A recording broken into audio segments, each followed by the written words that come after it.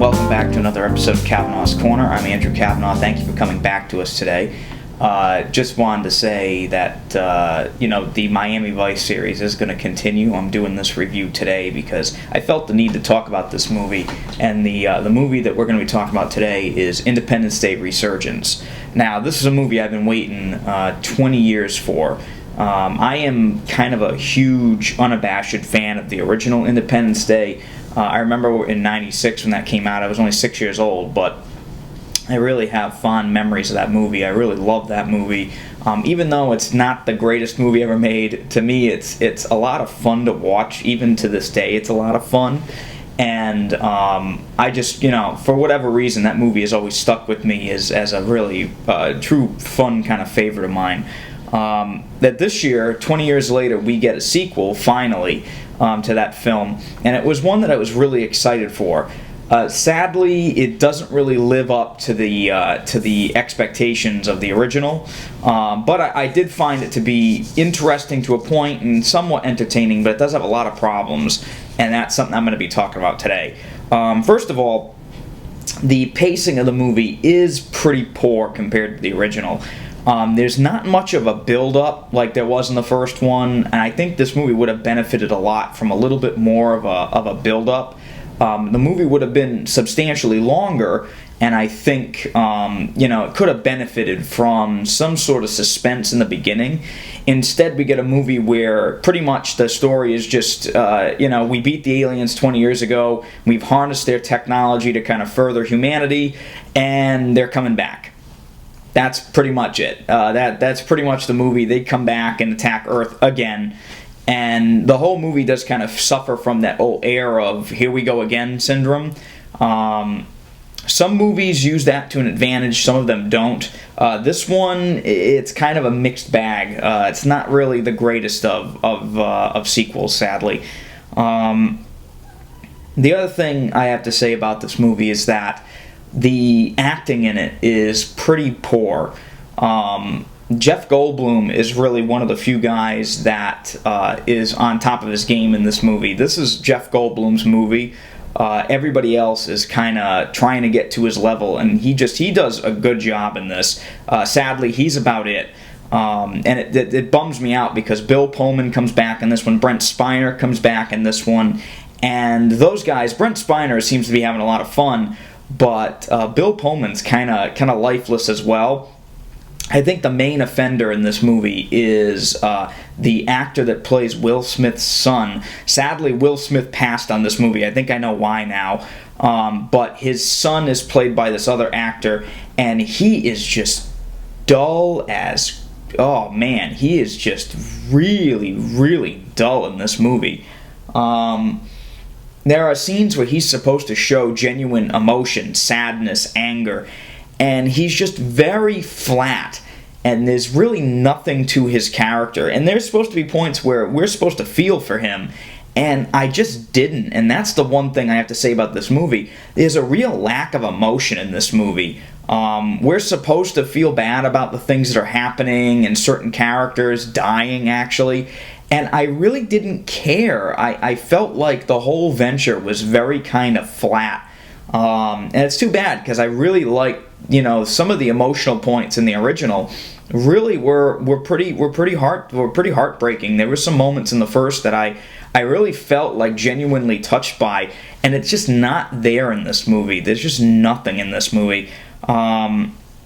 There is also a problem with there being way too many characters in this movie. The first one, there was a lot of characters to keep track of, but they were kind of condensed. This one here, they're introducing new characters almost an hour into the movie, and it's very messy. There's a scene where we're introduced to like a caravan full of kids kind of driving across country looking for their parents, and it's very sloppily handled, and it doesn't really fit into the movie.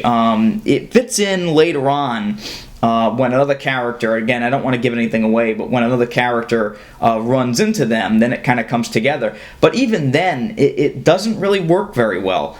And it's almost like it feels like it was tacked on, and it doesn't doesn't do anything for me for whatever reason. It's just more characters that these other characters have to contend with, and it ends up being more annoying than anything. And I think that's the one problem with some of these dumb characters, is that they feel like excessively annoying.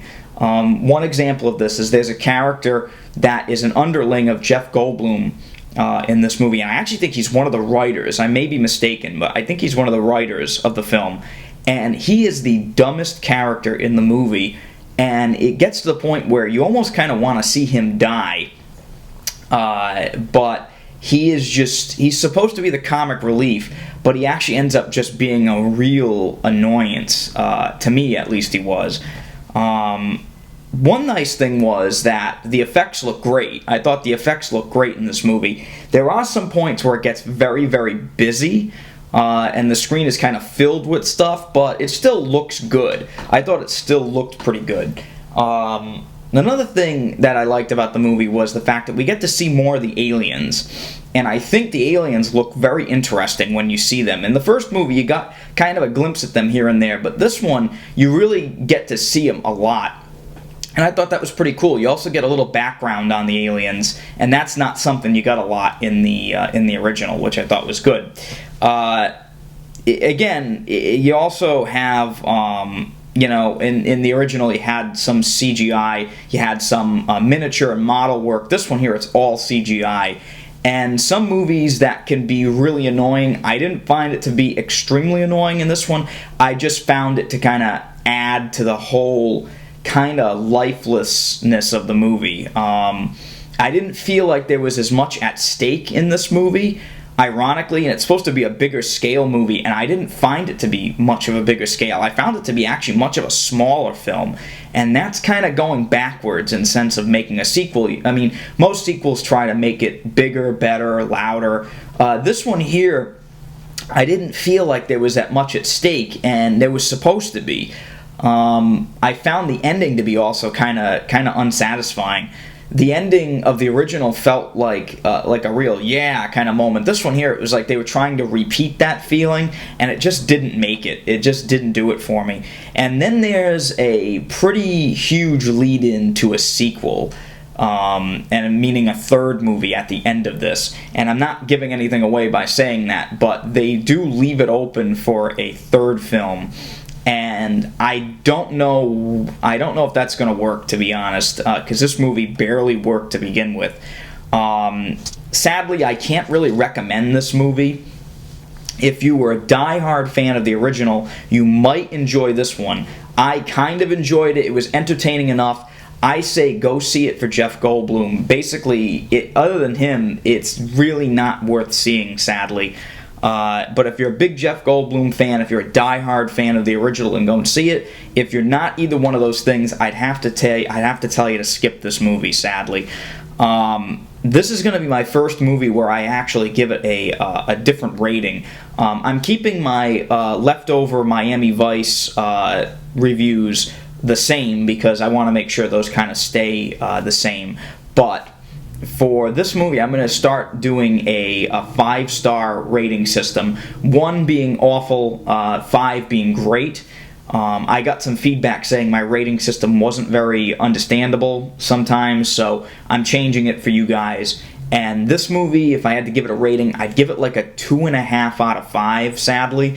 Again, I had really high hopes for this movie, but it ended up being kind of a somewhat satisfactory film. I was expecting great, and I got decent, which is really too bad.